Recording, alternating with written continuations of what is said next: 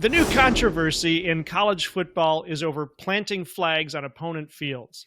The question is, do we let the boys play or do we put a stop to it? Coming up next.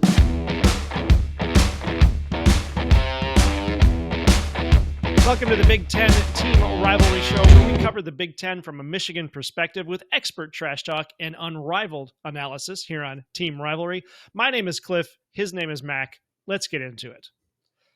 For a little background here, Michigan won their fourth straight game against the Buckeyes on Saturday in miraculous fashion. Just a fantastic game.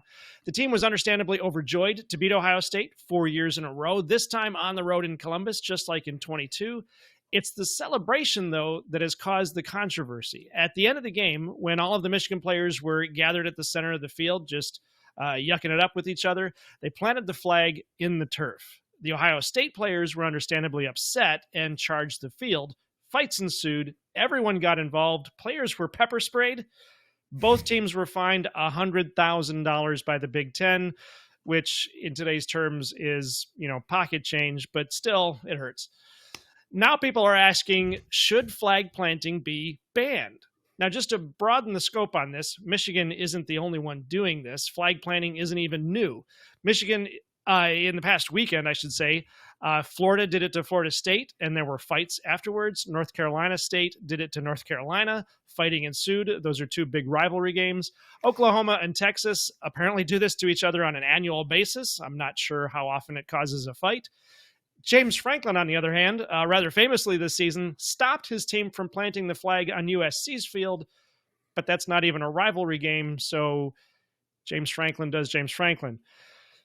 Mac, of all the controversies we could get into, this one has ballooned, I think primarily because of the fighting. Otherwise, it doesn't seem like that big of a deal, but it is causing fights. So my question to you is, should flag planting be banned?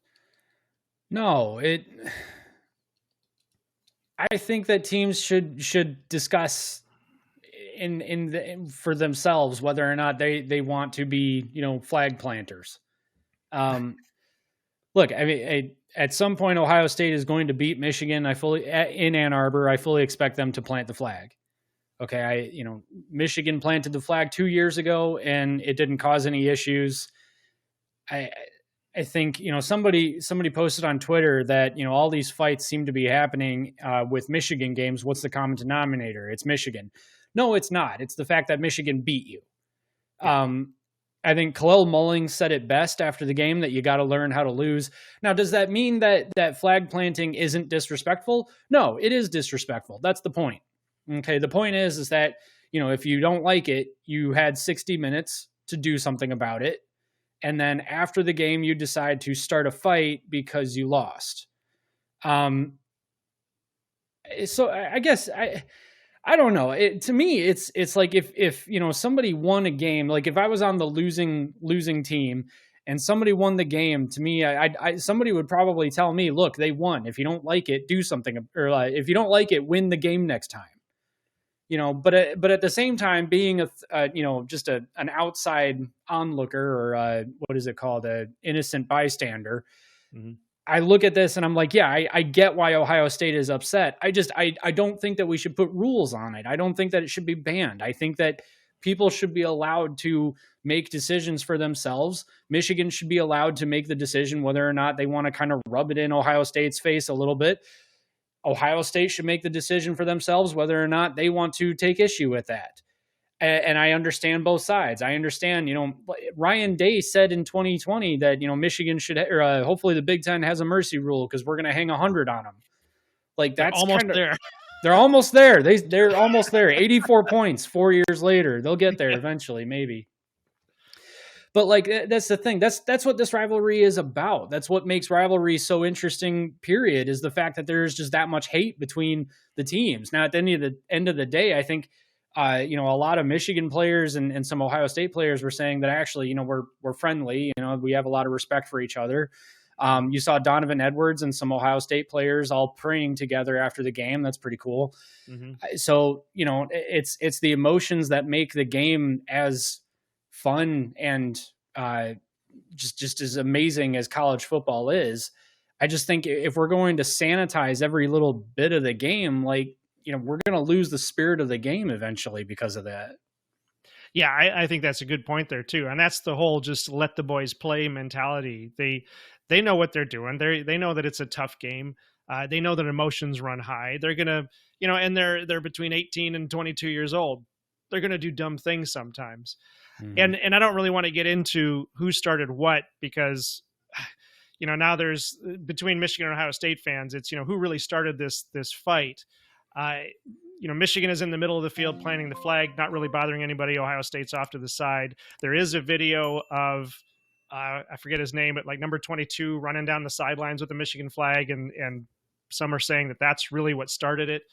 But, but I even might come back to that as saying, well, then the Ohio State players are just kind of soft if that's what caused them to do this. But then again, Michigan maybe shouldn't have started the whole thing in the first place. That's why this just goes around and around as to who started it. But nevertheless, there was a fight. Flag was planted, fight ensued. And I guess my other question then is, aside from the flag planting, is why do there seem to be so many fights now? There's the fight at the Michigan game, the fight at the North Carolina NC State game, the fight at the Florida State game. And it's not like, those are the only 3 fights even this year. Why are there more fights than there used to be, or is that just confirmation bias on my part? What do you think? I mean, I haven't seen anything that said that there are more fights this year or in recent years than there used to be. I mean, every time Fox shows the promo for the game, they've got some footage of old Michigan Ohio State games, and including of the fights that have taken place between Michigan and Ohio State. I mean, you remember, what was it? Urban Meyer's first year, I think it was. Oh, goodness. The 42-41 game, maybe. I think it was that game. Oh, where Hoke tried to go for 2? Yeah, I think that was the one where Ohio State had a player. I mean, Ohio State, I think, had 2 players ejected during that game. And the one player, as he's walking off the field, puts up the double bird to Michigan fans and all that. Yep. I mean, and that was 13-ish some odd years ago now. And then you've got, footage of the brawl at the M Go Blue or the M Club Supports You flag thing where the Ohio State players are tearing it down and all that. I mean, you've got tearing down the banner. Yeah, I think you've got Charles Woodson and an Ohio State player throwing punches at each other in one clip. I think that was 97, 96 or something. I mean, there have always been fights in this rivalry. We don't like each other. I mean, Woody punched a Clemson player. So, I mean, he's been starting fights, since, well, I guess he's passed on now, but he was starting fights back in the 80s and 90s and all that. And, Bo had a temper, that's what this rivalry does to you. I honestly don't really understand why Michigan and Ohio State got this intense. I mean, I understand the rivalry. I don't like Ohio State. If Ohio State lost every game from now to the, end of my days, I would die a happy man. But, I don't think that that's indicative of there being that many more fights now. I mean, this is a rivalry game. All of these games are rivalry games. That's what these games do to you. That's why they're rivalry games. Yeah, I'm inclined to agree on that too. It's if even the regular games, these athletes, they're working to win. Obviously, if you have a winning attitude and you lose the game, emotions are already running high. So then put that into a rivalry game and they're exponentially higher. But by the same token, because I like to look at this from all the different angles, is it possible that NIL could be adding fuel to the fire and these fights could get worse in the coming years? I don't know how NIL would add fuel to the fire for fighting, because I mean, a lot of the concern with NIL was that it was going to make these players essentially mercenaries. So they're not going to have any emotional ties to the university.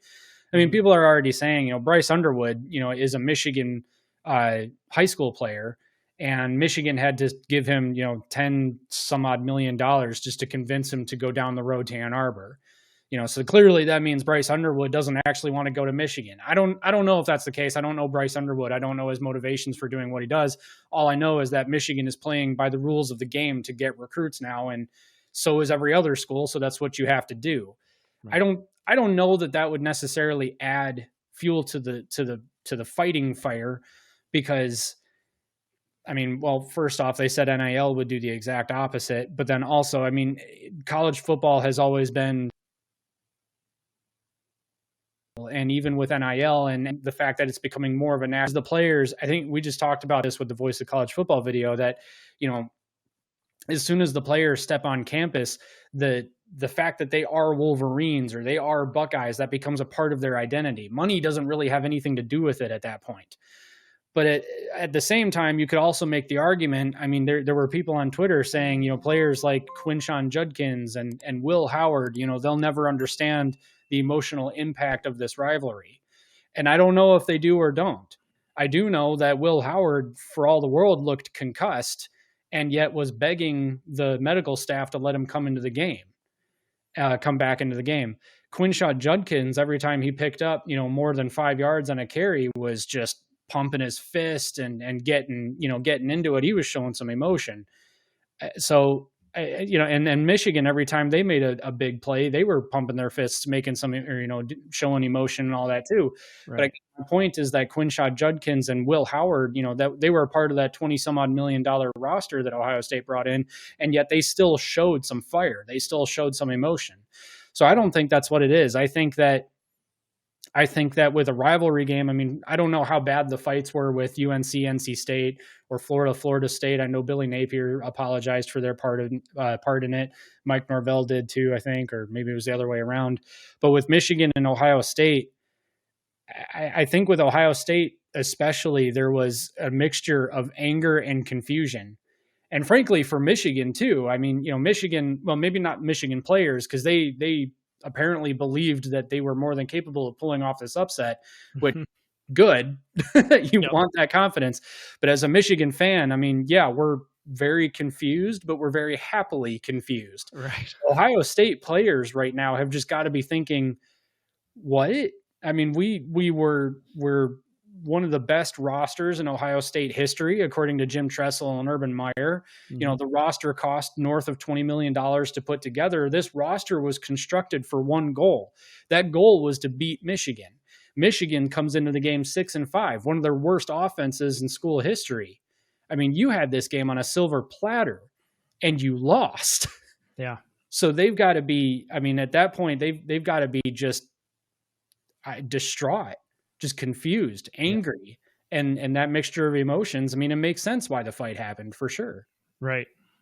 Yeah. I guess my only thought on the NIL was kind of like, you know, not only now are you losing a rivalry game, but potentially, depending on how the contracts work out, you could be losing a bonus, which who knows if that's how those contracts are going to work out. But then I think of like in the NFL, you know, those guys get bonuses when they win games or win a certain number of games, but I don't see a lot of fights breaking out at the Detroit Green Bay game.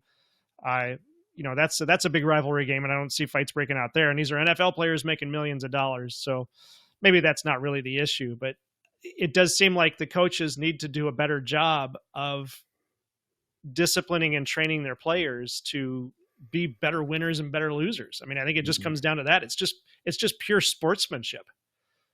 And I wonder if that's being lost, if the coaches are forgetting to teach that. Yeah. I mean, I wonder if there's a certain level of maturity that comes into it too. I mean, NFL players, you know, they're a little older, a little bit more mature, you know, especially even young guys that come onto the team, you know, they've got older guys there to mentor them and say, you know, hey, keep your cool. Don't do anything stupid. You know, with college, I mean, you know, these kids are 18, 19, 20 years old. So, you know, and then there's 120 of them on a roster too. So there's way too many players compared to the number of coaches. And then you get to the NFL and you've got a 50 some odd man roster. I don't know if that has anything to do with it, but, yeah, I don't know. I think this game in particular, I figured there would be some fireworks if Michigan won. But again, that's because there was no, I didn't think Michigan was going to win this game. I thought it was going to get ugly. I thought it was going to be bad. I really did. And, you know, when you're kind of fantasizing, you know, for a moment, like, oh man, what if Michigan won? Well, then it kind of crosses your mind. Well, if Michigan did win, Ohio State's going to be just upset. Yeah. And then that's exactly what happened. So it makes sense. Yeah. All right, let's leave it right there. Thank you, everybody, for watching. Let us know what you think by leaving a comment below. Don't forget to like and subscribe while you're at it. If you want to see more college football stories like this one, definitely give us a like. And while you're there, slide a little to the left and give us a subscribe. You can also catch us live on the Big Ten Team Rivalry Show for the next 2 weeks, Wednesday night at 8 p.m. right here on YouTube. Mac, take us out. This is the Big Ten Team Rivalry Show. Sam Hartman's looking downfield for Adrian Burner almost has a one-handed catch. Almost.